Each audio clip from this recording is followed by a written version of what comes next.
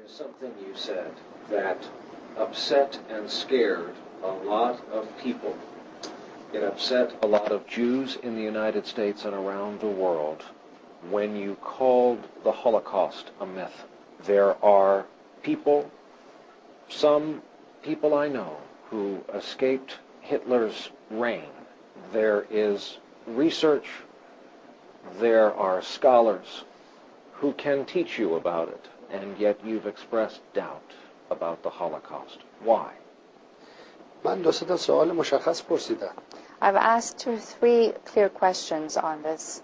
شما میدونید من یک دانشگاهی هستم. You know that I belong to the university. I'm an academician. علاقه‌مندم پدیده‌ها رو علمی بررسی کنم. I'm interested in having a scientific approach to all events. من دو تا سوال مطرح کردم. So I raised 2 or 3 questions. سوال اول این بود. The first question was, در جنگ جهانی بیش از 60 میلیون نفر کشته شدند. in the First World War, over 60 در جنگ جهانی اول مثلا جنگ جهانی in the Second World War, over 60 million people lost their lives. همه انسان بودند. They were all human beings. چرا عده خاصی از اینها مهم شدند؟ Why is it that only a select group of those who were killed have become so prominent and important?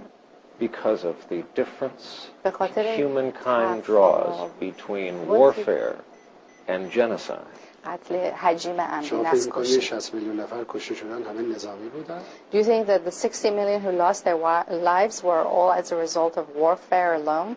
2 میلیون نظامی بودند. There were 2 million that were part of the military at the time, perhaps 58 altogether. میلیون مردم عادی بودند. 58 million civilians نقشی در جنگ نداشتند. with no roles in the war. مسیحی بودند، مسلمان بودند، کشته Christians, شدند. Muslims, they were all killed. اما سوال دوم و مهمتر اینه. The second and more important question that I raised was, اگر چنین چیزی اتفاق افتاده و یک واقعه تاریخی است، چرا اجازه نمیدن دانشمندان راجع به اون تحقیق کنن؟ if this event happened and if it is a historical event, then we should allow everyone to research it and study it. خب اگر یه واقعیت باشه هر چی تحقیقات بیشتر بشه شفافتر میشه. The more historical events are always subject to revisions and reviews and studies. ما داریم درباره تاریخ بشر 7000 سال قبل پی در پی تحقیق میکنیم. We're still revising our thoughts about what happened over thousands of years ago. چرا محققان زندان نمیشن؟ Why is it that those who ask questions are persecuted? چرا تحقیق و سوال درباره این مسئله ممنوعه؟ Why such sensitivity or such prohibition on further studies on the subject? در حالی که راجع به خدا، راجع به پیامبران، راجع به آزادی، راجع به دموکراسی میشه سوال کرد. Whereas we can openly question God, the prophets, concepts such as freedom and democracy. و سوال آخر And این the که third question that I raised in اگر this چنین regard, چیزی اتفاق افتاده if this happened, در کجا اتفاق افتاده؟ where did it happen? مردم فلسطین چه نقشی در اون داشتن؟ Had the Palestinian people had anything to do with it? چرا فلسطینی ها باید خسارت بپردازن؟ Why should the Palestinians pay for it now? 5 میلیون آواره 5 million displaced Palestinian people is what I'm talking about. 60 سال تهدید Over 60 years of living under threat, هزاران نفر کشته losing the lives of thousands of dear ones, و خونه ها بر سر مردم روزانه تخریب میشه. and homes that are destroyed on a daily basis over people's heads. ممکنه شما بگید یهودی ها حق دارن یه دولت داشته باشن. You might argue that the Jews have the right to have a government. ما مخالف نیستیم. We're not against that. اما در کجا؟ But where? باید برن یه جایی که مردمشون بپذیرن به اینا رأی بدن دولت بزن.